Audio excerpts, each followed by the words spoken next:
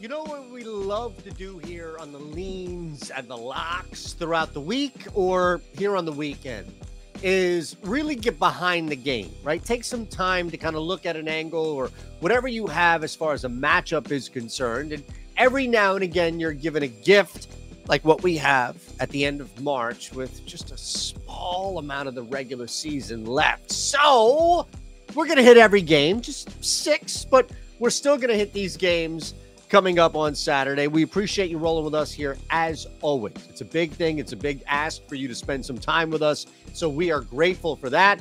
We only ask in return that, all right, you're here physically. That should be enough. Well, okay, but if you want to hit the thumbs up button and you want to subscribe, that would just be beautiful. So thank you very much for that. All right, I think looking at this slate, what jumps out at you? What on a Saturday, truly, with so much still up in the air, yet for a bunch of teams decided, what is truly going to jump out at you? Let's start with the Hawks-Pacers game in Atlanta. You're going to have a higher total overall in this game, and that's just expected with the Atlanta Hawks, who love to score, and the Pacers, who love to allow teams to score. Now, Indiana can get some points by all means, but we've seen a significant struggle going on with the Pacers as a result. They've since been on a little bit of an uptick in scoring, but that really hasn't translated over into defense.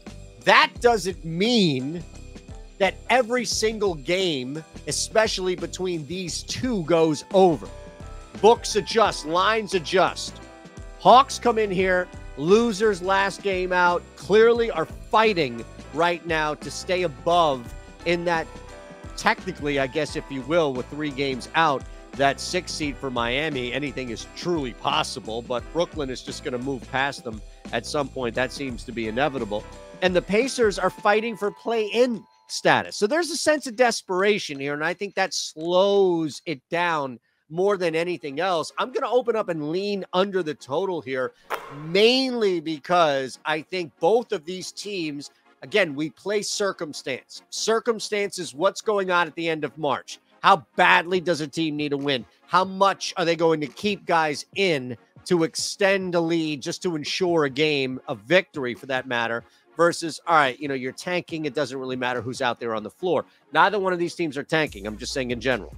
Love the under here. Atlanta, when that total pops, you let me know. Chat is always open. I know you have a lot to say. The good, the bad, the ugly. Not just me being ugly, but yeah, we get it. We get it. Come on over to Bet365. Hey, Ohio, Virginia, New Jersey.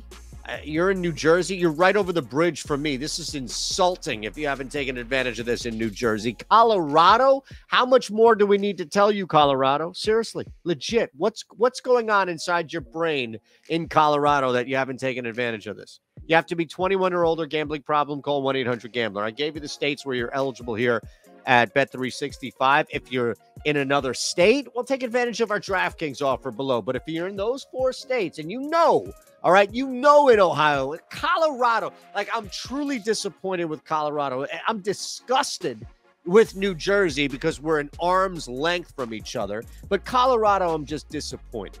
You should be taking advantage of this offer here. It's here for you. Click that link below. Take 60 seconds out of your life. Deposit $10, bet $1, and then you're going to get $365 right back into your account. Easy stuff, right? I mean, it's like too easy. Let's move on. Heat at home against a Brooklyn Nets team that is done. This Brooklyn Nets team has completely just disintegrated. I don't even know if that's physically possible under the current principles of physics, but an entire basketball team has vanished. The Nets have no interest in winning games. The Nets have no interest in being competitive. The Nets have no interest whatsoever in finishing up as a winner. Why should I have any interest in them? They're getting 5.5 points. The better way to play this is looking again at, all right, what does Miami need? Forget Brooklyn. Brooklyn's lost 5 straight. They don't deserve any benefit of the doubt here. Well, let me see what's really motivating the Nets. Nothing is motivating the Nets. At this point, they are a soulless vessel without a captain, without a driver, without a pilot. You can't count on that. Miami, on the other hand, has come out and they won 2 straight. Miami, as we just said, trying to keep teams like Brooklyn, like Atlanta. Normally, a month ago, you could sell me on Miami hosting a Brooklyn team that's just cooked, that has nothing working for them. Okay, well, they take this team lackadaisical, they get beat, or they lose the first half, what have you. In this case, Miami's coming for a knockout blow. Get up as much as you can in the first half. I will lock up the Miami Heat first half spread, and you better as well. That's where Miami wins this game. Whatever happens in the second half, runs, it's inconsequential when you have a stranglehold over your opponent, and that's where we go there. The Miami Heat first half spread as a lock. We move on. The Denver Nuggets, interesting scenario for them. They've clinched. They've moved on as far as division is concerned. You still have enough wiggle room here for Memphis. You still have enough wiggle room to improve. And I don't think Denver is resting on any laurels, put it like that. Whether or not they rest is a different story, but you don't have anybody to be concerned about right now coming into this game.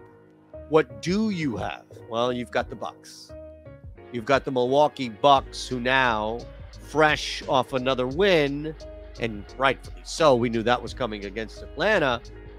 Now you have Middleton still to worry about. You just got Connaughton back in there, or in the starting lineup, I should say. Let me clarify. I don't like Milwaukee at all in this spot. Denver seems to be the Western Conference version of the next team that we're going to talk about, where their lack of postseason success, their lack of true depth in the postseason. It's happened a little bit, or one time at least, longer for this team in Denver than the other team on the other side of the conference, but the Nuggets don't know any better unless you are resting somebody, load managing somebody. This is an all-out balls to the wall game for Denver, whereas Milwaukee, not so much. Now, Milwaukee is good enough to beat most teams in a not so much mode. In this case, I just don't think they win the game. So I'm willing to lay 2.5 for a winner in this game. And I don't think that it's a pick'em. If I thought it was a pick'em, then I'd take the 2.5. But there is a little bit of a home court. It's a little more difficult to play in Denver than it is Utah. And I just mean environment, altitude, etc. I like, and again, it's a lean, but I like getting to Denver laying anything under 3. If I'm laying under a one possession, technically, one full possession, as we call it here, which is 3, 2 full possessions, 6, and so on, I'm okay with that. Now, the other team is the Philadelphia 76ers. So we lean minus 2.5 with the Denver Nuggets. The other team on the other side in the Eastern Conference is the Sixers.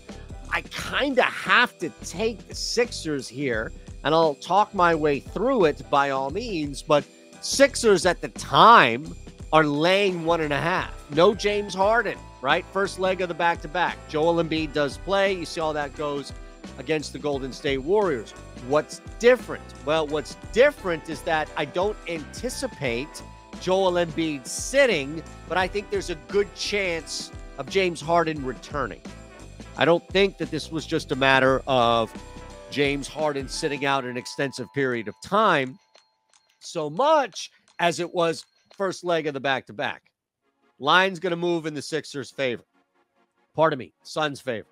It's going to move against the Sixers, especially after a competitive game that we saw against this very Golden State Warriors team.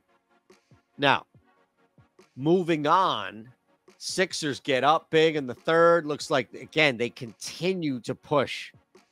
Guys just have no interest in sitting. This is I guess, load management game for Harden, but Embiid is the real guy who needs to be managed, and that's not going to happen. So I'll take the Sixers money line for two things. One, I expect Harden back. And two, there's no way that Joel Embiid sits. We move on. 2 more games to go. Let's hit the Kings game. And I say the Kings game because they're at home and you've got an opportunity for Sacramento to really take advantage of a team that has just left the game. You know, it's one thing to look at the Brooklyn Nets. You know what? Maybe it's different. Or it's not as different, I should say. We just drew the analogy here as far as the Sixers on one side and the Nuggets on another side, and it should be no coincidence that both of those teams are driven by individuals looking to win the MVP. But, I mean, here in this particular case with the Jazz and the Kings, the Jazz are much like the Brooklyn Nets. They have no interest in winning games. They have no interest in keeping guys out as far as starters on the floor when things get hairy, when things get out of touch and hand in a game. The Utah Jazz are actively trying to lose games, and a lot of that is through rotation on the floor. So, yes, I think there's danger in hovering around the Jazz at any point. And when you look at this late, and again, this is theory, but when you look at this late in the season, you're either talking about upset level here or Sacramento wins by 20. And I know, like, that's a huge parameter to set, but it's March 25th. And you really have to take that into account where the Kings, again, top 3 team in the West, are doing what they can to stay up and maybe cut a little bit of room here. They haven't clinched yet. There's something to that. And motivation against a team in Utah like Brooklyn, who has lost without any direction, I want a part of that. I absolutely want a part of that. Now, I want you to be a part of the Discord. I'm going to give you half off your first week. Half off your first week. Don't worry, I'll show you what's going on here and all the other crazy fun stuff happening. We had a monster night Friday night, -2 plays, but we had 5 others. So, you know, that stuff is always fun when it goes down. But ES Insider is the code, ES Insider. And I want you to just sign up and take off half off your first week. Half off, 50% off your first week. See what goes on. See what happens. See what you can do, what you can make. Most importantly, there is the community. And that is what I love about it. You know, it doesn't matter if somebody's going through something personal. It doesn't matter what it may be. You lose a couple of bets in a row. It's like, man, I'm struggling. Or it's like, I'm going through something off the Discord and it's just bringing it to us. We are a community. And I think that is such a huge part of the Discord, is that it is such an intimate setting. And I love that. Absolutely love that. Yeah, I mean, you want to hit a +800 live bet with the Cleveland Cavaliers. Fantastic. You want to hit a live bet with the Philadelphia 76ers. Fantastic. I love that too. I mean, all of this is just amazing. You want to hit a 14-leg parlay? Let's do it. Let's absolutely do it. But as I said, the community, it's such a big part of it. And that's why I want you to be a part of this as well. All right. So half off your first week below and you're good to go. Last game, Pelicans Clippers. 224.5, just a little north of that key number. What's going on here overall? The Pelicans, I think, are the team that we look at first and foremost and see, all right, what has changed where now they've put together a 3-game win streak? What ultimately has restored some sense of balance? Now you've got Trey Murphy, questionable for today, and I think that's big. That is absolutely big. You have done everything you can to build this thing around McCollum and Ingram, and relying on secondary role player, what have you guys, to step up and make plays. Not having, or at least questionable to having somebody like that, I don't like it from an offensive standpoint, from a scoring standpoint. Clippers, down Paul George. We know that. That's big. That's huge. I think this game is going to funnel itself more towards an under. And even if that under is 221.5 to 222.5, like that range, and you still wanted to go under, I'm okay with it. But I think right now at 224.5, you're going to start to see some movement. And I'm looking to get ahead of that before it switches, before it changes.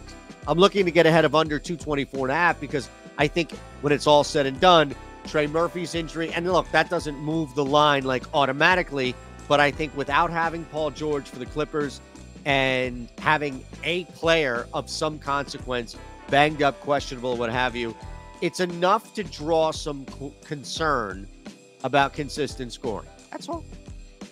And that's why I want to make sure that I'm getting in ahead of time. And ahead of time, again, could be a point, could be 2 points. But it's enough for me. And it should be enough for you as well. All right? Now, all of that said, we appreciate you rolling with us. We have the Bet365 deal. We have the DraftKings deal. Half off the Discord deal below. Fantastic stuff here. It's for you. Odd Shop. We'll see you Monday, 4 o'clock Eastern. Set that reminder. Set that mental alarm like Kramer. Whatever it was. I can't make that noise, but set that alarm so you know 4 o'clock Eastern. Hit that thumbs up, you freeloaders on the way out. Subscribe so I don't have to call you a freeloader. I'm just talking to the non-subs who haven't hit the thumbs up. Hey, we've got 6 games. Let's go 6-0. We'll see you Sunday.